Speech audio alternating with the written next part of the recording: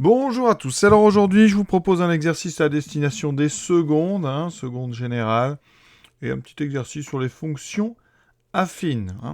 Une mise en situation. Donc ici, on va traduire un texte qui va nous amener à des expressions de fonctions affines, et on finira, vous allez voir, par représenter ces fonctions et par résoudre une inéquation. Donc on est parti. On compare deux formules de location de DVD. Donc chaque DVD dans l'option 1 est loué 3,50 €. Pour l'option 2, on paye au départ 12 € et ensuite 2 € par DVD. Et X, c'est le nombre de DVD qu'on va louer dans une année. D'accord? Et donc, on vous propose d'abord, comme d'habitude dans ce genre d'exercice, de calculer quelques valeurs pour des nombres de DVD 0, 2 et 6 pour bien vous forcer à lire le texte et à décrypter les deux options. Premier calcul, si on loue 0 DVD. D'accord? 0, donc DVD. Qu'est-ce qui se passe? Option numéro 1. 3,50 € par DVD, ça fait 3,50 € fois 0. Donc on paie 0 €. Donc là, pas de problème. Ensuite, option numéro 2. C'est donc 12 € au départ d'abonnement plus 2 € par DVD. Donc 2 fois 0. C'est donc 12. Ça veut dire que ici, donc pour 0 DVD, la première option, évidemment, on ne paye pas. La deuxième, vous aurez quand même payé l'abonnement au début. Maintenant, pour 2 DVD, option numéro 1, 3,50 par DVD, donc 3,50 fois 2, ce qui me fait 7. Pour l'autre option, la 2, je paie mes 12 € et ensuite 2 € fois 2. Donc 12 plus 4, 16 €. Vous voyez là, je paie beaucoup plus cher avec l'option numéro 2. Donc pour l'instant, la plus rentable, c'est l'option numéro 1. Maintenant pour 6 DVD. Donc option numéro 1, très simple. 3,5 fois 6. Donc 3 fois 6, 18 plus une moitié de 6, ça fait 21. Option numéro 2, donc 12 € de frais d'abonnement. Plus donc 2 € pour nous. Donc pour chacun des 6, 12 plus 12, 24. Donc ici, qu'est-ce qui s'est passé? 21 et 24. Donc l'option numéro 1 est encore rentable, d'accord, parce qu'on paye moins, mais par contre, vous voyez que l'écart se réduit. Donc on peut imaginer que petit à petit, eh bien, l'option 2 va devenir plus rentable, et c'est le but de l'exercice, c'est de déterminer graphiquement eh bien, le nombre de DVD pour lequel ça va être rentable, et après de vérifier par un calcul, c'est-à-dire par une résolution d'inéquation. Maintenant, déterminer en fonction de x l'expression de f. Alors, ici, nous, ce qu'on sait dans l'option donc numéro 1, on peut faire un tableau de proportionnalité parce que l'option 1, c'est une situation proportionnalité. Le prix que vous payez est proportionnel au nombre de DVD que vous avez loué. Donc ici, un DVD, ça vous coûtera 3,50. 2 DVD, ça vous coûtera 7, vous avez compris. 3 DVD, ça fera 3 fois 3,50, donc 10,50. 4 DVD, eh bien, vous pouvez même prendre le 2 fois, donc 7 fois 2, 14. Vous voyez, c'est un tableau de proportionnalité. Donc X DVD, eh bien, tableau de proportionnalité, vous avez bien compris, je multiplie ici par X, donc je vais aussi multiplier ici par X. Donc j'aurai 3,5 fois X. Donc f de X, l'expression en fonction du nombre de DVD, ça sera 3,5 fois X. D'accord? Et on peut le retrouver en écrivant chacune des opérations qu'on a faites. Pour un DVD, on a dit 3,5 fois 1. Pour 2 DVD, 3,5 fois 2. Pour 3 DVD, 3,5 fois 3. Vous voyez, se met en place. Regardez, ça.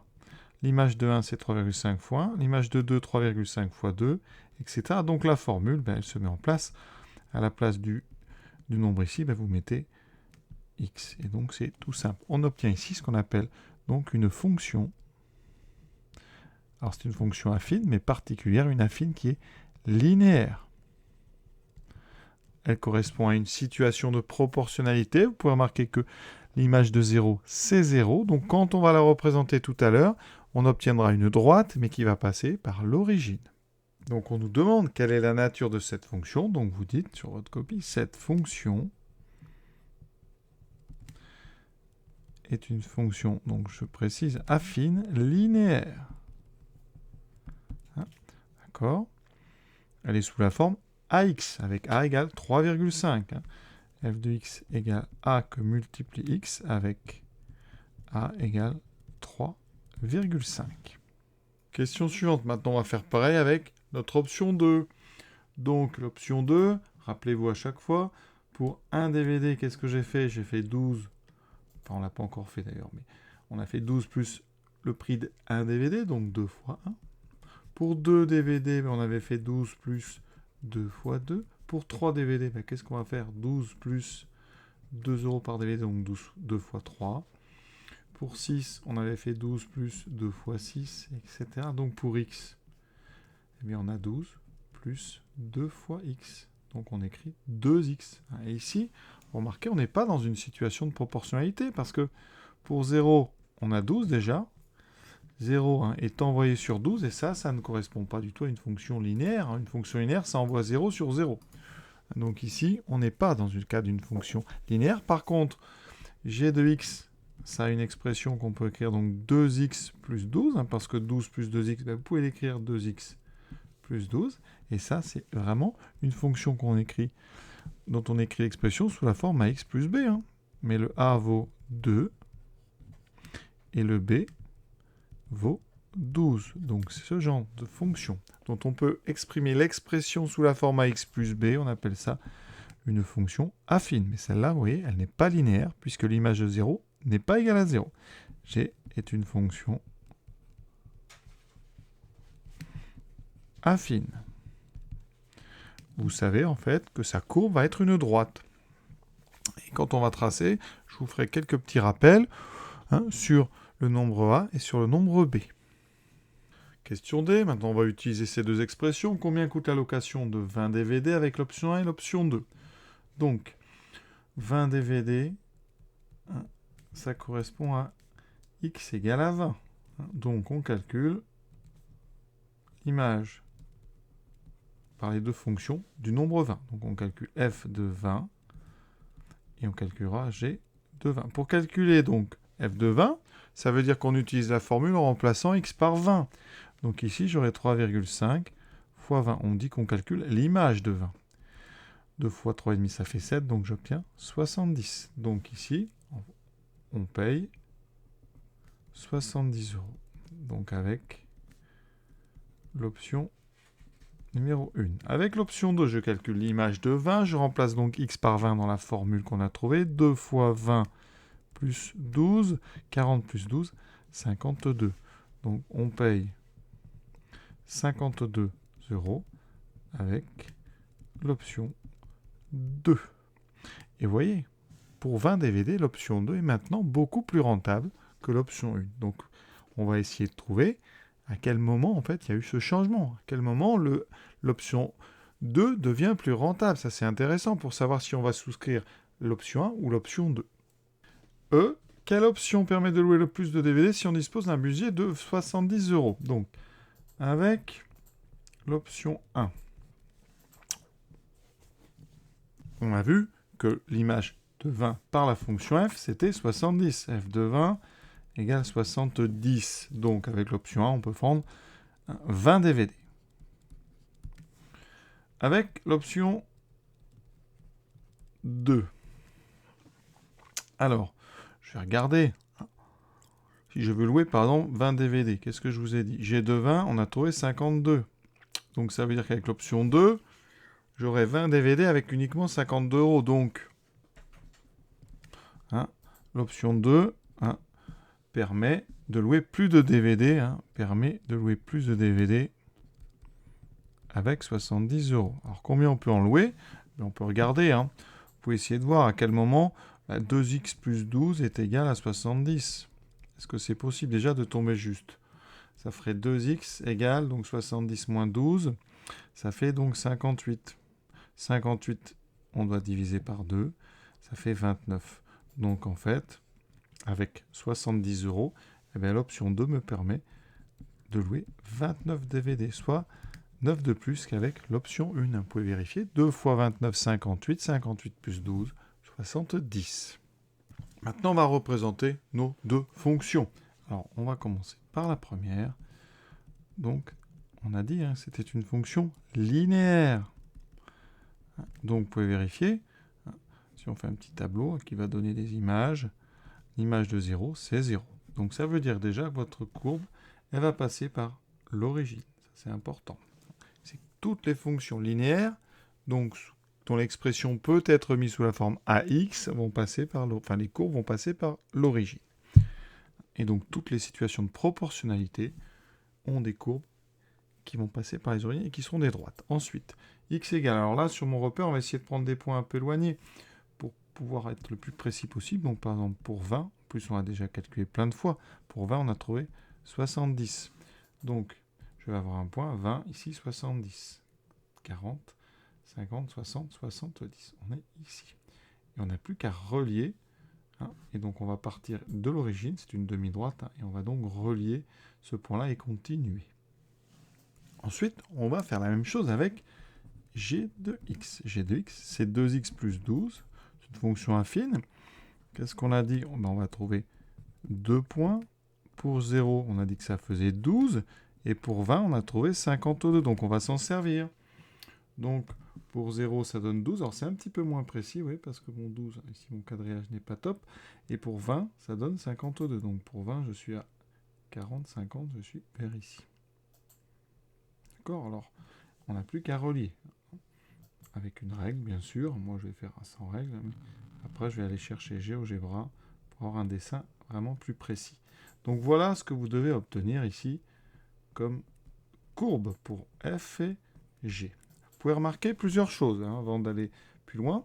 Tout d'abord, la courbe de F, c'est une courbe donc, qui monte quand on va de gauche à droite. Le coefficient, ici le nombre 3,5, s'appelle la pente. Quand on avance de 1, on monte de 3,5.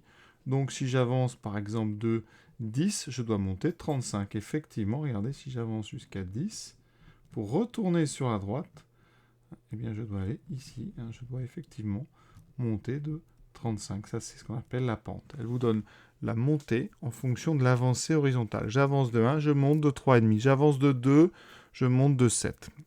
Pour la deuxième courbe, la courbe donc de G, la pente, c'est 2. Donc là, quand j'avance d'une unité, je monte de 2. Donc vous voyez que la pente de la droite verte est moins grande. Effectivement, si j'avance à partir, par exemple, d'ici de 10, donc je vais jusqu'à 14, je dois normalement monter de 20. Effectivement, ici, ma pente, c'est 2. Je me retrouve à peu près ici. J'ai effectivement, évidemment, c'est graphique, donc c'est approximatif. J'avance de 10, je monte de 20. Donc j'ai donc une pente de 2. Le nombre 12 que vous avez là, eh bien c'est l'image de 0. Vous le retrouvez sur l'axe vertical, ce 12. Donc voici bien plus précisément avec GeoGebra ce que ça donne. Alors, on a ici, vous pouvez retrouver donc notre 12. Pour les images de 20, ici, on a donc 52, puis 70. Donc on a tout ça. On continue. Graphiquement, en fonction du nombre de DVD, donc en fonction de x, x, c'est sur l'axe horizontal. Verticalement, vous avez les euros. Déterminer quelle option est plus rentable. Rentable, c'est-à-dire que vous êtes moins haut parce que vous avez moins d'euros. Donc, c'est rentable. Par exemple, au départ, la courbe ici violette, donc c'est la courbe donc ici violette, elle passe par l'origine, c'est donc la courbe de F. Et en rouge, c'est donc celle de G, courbe de G. Donc option 1 pour la bleue, option 2 pour la rouge. Donc pour X, donc entre 0 donc, et jusqu'à ici, vous voyez, là où elle se coupe, c'est l'endroit intéressant. Vraiment, l'endroit intéressant, c'est en 8. Pour 8 DVD, vous avez les deux courbes qui sont au même endroit. Donc ça veut dire qu'ici, si on est pour x entre donc 0 et 7, eh bien la courbe donc violette est en dessous, la courbe donc de f est en dessous. Donc f de x est plus petit strictement que g de x. Donc l'option qui correspond à f, donc l'option 1, est plus rentable. Au niveau du point d'intersection, c'est-à-dire pour x égale 8, les deux courbes se coupent. Alors on va vérifier. F de 8, ça vaut combien? 3,5 fois 8. Donc 3 fois 8, 20. Ça fait 3 fois 8, 24, plus une moitié de 8, 28. Vous pouvez vérifier la machine. Ensuite, G de 8, donc le prix pour l'option 2.